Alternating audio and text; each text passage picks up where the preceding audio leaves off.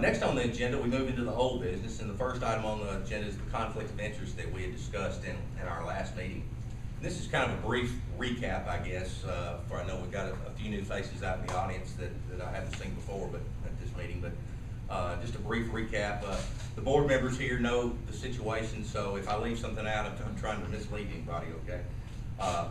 On December 15th, the Industrial Development Board had held their regular monthly meeting, at which time they had discussed the possibility of changing their website design. And the board had gotten a price from their existing website development company, which was for approximately $4,000. IDB Chairman Will Thomas at that time presented a proposal from Ally Sites, which is a division of the Exchange Incorporated that Mr. Thomas is president of. Mr. Thomas explained to the board that Ally Sites was affiliated with the exchange and that they could provide a better product from the standpoint of hosting charges and updating fees. And if you've ever had any experience with these websites, there's not a lot of difference in the price of setting one up, but there can be quite a difference in these updates and how many times you're updating it, et cetera. So that can run into quite a bit of money. So that was important to the board. Also the overall price of what he was presenting. The price that he presented was $985 plus a $55 monthly hosting fee. And this was quite a bit cheaper than what the IDB had been paying for several years, which was about $3,000 actually. It was cheaper than what they'd been projected to pay, and it was cheaper than what anybody else was paying for any kind of similar website. You know, it was obvious to everyone that was on the board that Mr. Thomas was giving a really low price in order to save the IDB some money. It also saved the taxpayers some money, of course. The board voted to hire Ally Sites, and Mr. Thomas abstained from the voting, and the vote was 6-0 in favor of doing this. As soon as I found about it, I talked to Mr. Thomas and most of the board, and it was obvious to me that there was no intent to defraud or cheat Lincoln County or Fayetteville, the citizens. What they were trying to do was to get a better price so they could use that money for other things that the IDB needed. Well, they shouldn't have done that, because this is a conflict of interest. And in Lincoln County, we don't even want a hint of impropriety when it comes to this kind of thing. So this is why Mr. Thomas has agreed to repay the $985, or the Ally Sites and the exchange has agreed to repay the $985 plus 2 months of the $55 hosting fee, plus 7% interest since December the 15th, which is the date that it was done. The 7% interest was a state figure that they said that's the amount that you pay for in situations like this. I'd like to know where they keep their money. It's pretty good. But anyway, I have provided a copy of the check along with the deposit slip to the board members where that was deposited back into the bank. I had spent many hours discussing this case with various attorneys and got quite a refresher course in conflicts. Of course, as county commissioners, we get those kind of courses every year where they go over that kind of stuff. There's basically two kinds of conflicts. There's direct and indirect, and we've talked about this, but in order for Will Thomas to have been in direct conflict, he would have had to have been a majority financial stockholder within his corporation, the exchange, which he is not. And even though he's president of the company, he does not have the financial control because his interests are in a trust, which he doesn't have any way of changing that, selling that. He does not control those things that are in his trust. So he doesn't have the financial controlling interest that a direct conflict is defined by. I went back and looked at and got other people to look at court cases, trying to find somewhere where, say a president of a company that wasn't the majority owner could still be considered having financial controlling interest, and couldn't find any cases that ruled or talked about that. And MTAS and CTAS also looked, and I had 4 other attorneys that also looked, and nobody could find that. This law can be easily misread, if you don't do the necessary research to go back and look how court cases, et cetera, have affected it. But somebody had said to me that, they considered Mr. Thomas to be a partner because it says in there, sole proprietor, partner, controlling interest. But he can't be a partner as classified. You can only be considered a partner if the corporate or the business you work for is a partnership, which is a business designation that's used in, doing their taxes, whatever, how they set it up. So, a person on the street would say, well, he's a partner in the exchange, he owns part of it. That they consider that to be a partner. but by definition of legal, you know, that's not the way it works. So, you know, it's very confusing if you go through that stuff. But I do feel that the actions taken by Mr. Thomas were an indirect conflict of interest, and the law says that indirect conflicts, and so I don't agree with all of Tennessee law by any means, but the law says that an indirect conflict is not illegal if the person disclosed his conflict before a decision is made. Every month we have county commissioners that read a conflict statement. I don't ever hear y'all do that on the city side, but every month the commissioner will say, I work for the school system, or I work for the sheriff's department, I have a conflict of interest in this, but my views represent that of my constituents, etc. And that's what makes it illegal is by divulging your conflict. Mr. Thomas also abstained from the vote, which is something that comes up in some other cases that have been ruled on, which makes the conflict legal. Say, I don't agree with all the law in Tennessee, but you know, what Mr. Thomas actually did is legal under the law because it was indirect. He acknowledged his conflict and he didn't vote. But to me, you know, that still doesn't make it right, and we want to, like I say, avoid any hint of impropriety. So that's the reason, you know, that the money was returned. We have an email from MTAS that you have a copy of in your packet, and I'll read this opinion. This is from Melissa Ashburn, A. Ashburn, legal consultant for MTAS. It reads, Mayor Law, as we discussed yesterday, and yesterday for the record was March 25th, the situation over the conflict of interest of the IDB chairman may be resolved by can be resolved by canceling the contract and the return of compensation the chairman may have received under the contract. In my opinion, no other action is required to resolve the situation, and the board can and should move forward. Melissa A. Ashburn. CTAS had a similar take on the situation. You know, I agree with Ms. Ashburn. I think we need to move on with what's been done. You know, it's unfortunate for Mr. Thomas because his service on the IDB has come from his willingness to serve, give his time, energy to help making Fayetteville and Lincoln County a better place to live. And he's kind of had to suffer through these attacks on his character just because he was trying to, you know, save the taxpayers some money.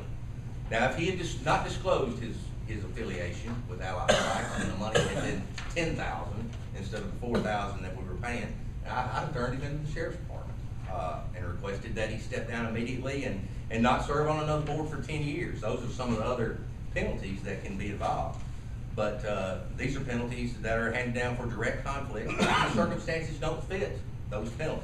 So, you know, that's just kind of my take on it. In our last meeting, we had a motion where you all wanted to have Mr. Thomas come in and we would ask him questions, or he would be able to, I guess, explain his situation, and then we would send to MTAS and CTAS our findings.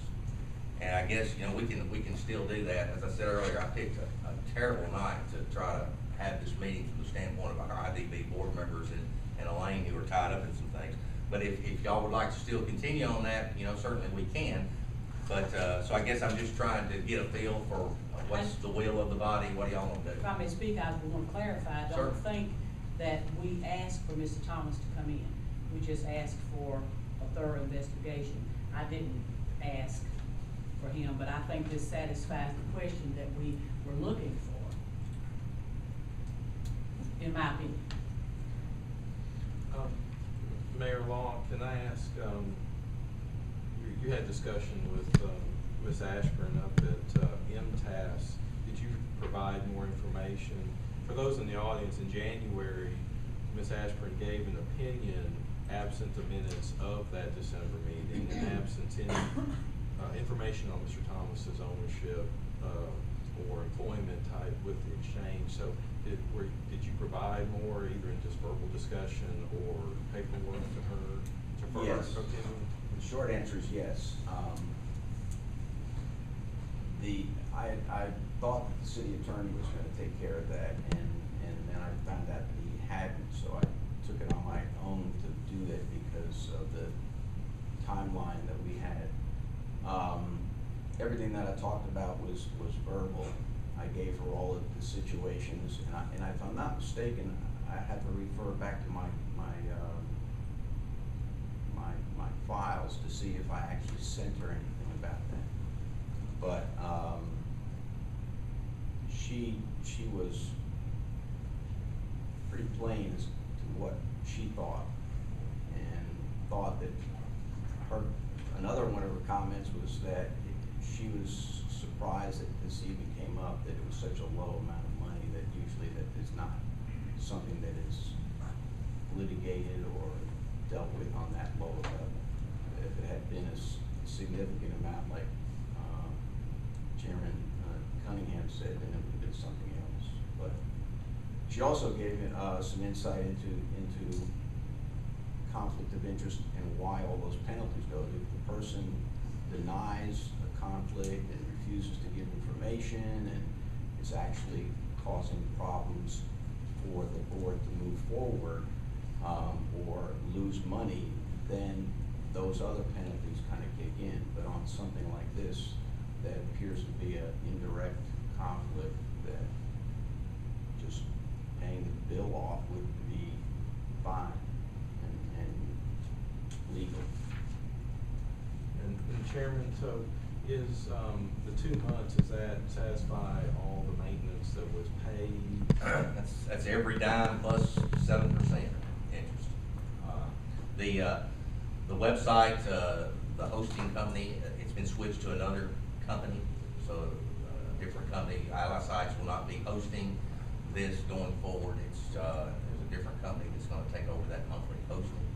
So all ties, from Ally Sites have been cut, and I guess essentially we got a free website out of the deal.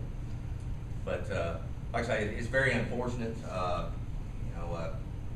We looked at cases from all over the state, and it's amazing what does happen. And I agree with those that say it doesn't matter whether it's $1 or whether it's 10,000. It doesn't make any difference. And like I say, as far as conflicts of interest go, on the county side, I know we go way out of our way sometimes to avoid any hints, once again, of impropriety. And I always use the Jerry Pendergrass example. He's the chairman of our county school board, and he owns Pendergrass Supply. There are things that the county highway departments would like to buy there that they could get there cheaper than they could anywhere else, but they can't, or they don't, because he's an elected official. So they have to go out of town and spend more money, and it costs us more, but we do that to avoid those conflicts. And I never really understood how being the chairman of the school board had much to do with the highway department. That's how far we go to try to keep from some of those conflicts popping up. So had I been at this meeting in December, I would have said, whoa, well, wait a second, we need to stop right there. But unfortunately I wasn't. I've been to every meeting since then, and I plan on going to all of them just to make sure that we don't have any problems. But we're not gonna have any problems like this in the future with the Industrial Development Board. I feel confident about that. So. Question with regard to. Let me do the committee here, okay? We're not gonna be taking any questions. I'll be happy to talk to you afterward, answer, any questions that you got, okay? Board, got any more questions, Well, concerns? it does to me kind of raise a question, because I'm not sure how, if you're a board member of the IDB, when you come on to serve, if, does the board, do they have any type of training, education on conflict of interest? I mean, I guess if I had been in the meeting, I would have, and I was a board member, I probably would have asked the attorney, I think that's Stephen Rawweather, that represents them, let's ask the attorney about this and look into this before we go forward. Is there a third option on, a website, that type of thing? So I was just wondering, if not, I think we need to have something in place. I don't know if that's the role of this committee or not, but I think that there should be something that training sessions they go through that understands that type of thing. And I know y'all get it on your side, all newly elected officials get that kind of thing. And we get it on our side too. Of course, there's constant updates, but I don't know that, I don't ever remember having any kind of orientation for those new board members. Certainly going forward, going to try to express those things. And we've got kind of something else that comes up in the whole business that kind of has to do with that. The fact that we've got, how do we handle situations like this in the future? How do we report stuff? And maybe that's something we can clear up, because we've got a number of boards that probably need to hear this, every year, and I don't know whether you send out a memo what to do, Ms. Dorothy. I don't know what CTAS offers, but I do know that MTAS offers training in such in economic development, planning commission, all of that. Especially for board members and elected officials who have never served those boards before. Yeah, that's like if you're on FP utility board, there's training sessions that covers all of that you go to. But you're right, minor boards like Main Street, Chamber, those type of things normally kind of get caught without that type of level of, and you could probably consolidate them all into one, you know, have it at the county courthouse, have it at the municipal building, bring them in one night, go over, you know, a 2 or 3 hour thing and go over all those issues. Any comments from any board members in regards to this? Do we need some kind of motion here? I mean, what's the will of the body in regards to that? Well, we talked about it last meeting, that once we had resolution to this, that we determined from MTAS and CTAS what was available for not only the mayor and alderman board and the county commission, but for others. We did talk about that last We week. did. So, Chairman, may I make a question? Sir. Was there any legal consultation done on Mr. Thomas's part? And if so, did the attorney have any opinion on that? And I'll just ask this so that you can answer it all one time. Is it, you know, was this refund of the monies voluntary, or was it based on something that we are forcing him to do? It was something that he offered to do from the beginning. And I said, hey, you know, let's just wait and see, you know, what the deal is. Because I didn't even know the facts, you know, at that point in time. But according to MTAS, according to, like I say, 4 different attorneys, you know, they feel like that this should take care of it. And I guess I need to ask the board, you know, is this resolve this situation as far as you're concerned? And if it does, we can have a motion to that effect, and then we can move on to the other stuff that we got. To answer the mayor's question, you do have enough time. Yeah, there's an opinion addressed to you from the firm that represents Mr. Thomas, and it does go through his status as an employee of the exchange, and it does recommend payback. Follows along with the Ashburn opinions.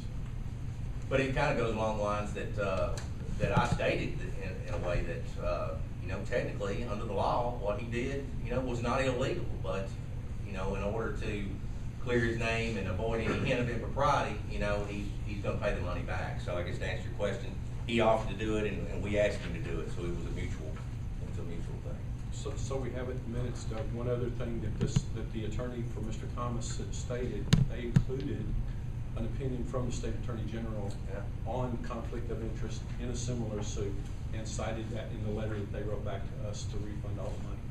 So this has been extremely well covered by multiple attorneys. In light of that, I'd offer a motion that we accept the opinion of MTAS and the attorneys and close this matter. Second. And Catherine seconds. Any further discussion in regards to that? All right, hearing none, all those in favor say aye. Aye. Those opposed, nay. Okay, got one last item that I've got under old business, and that was the motion that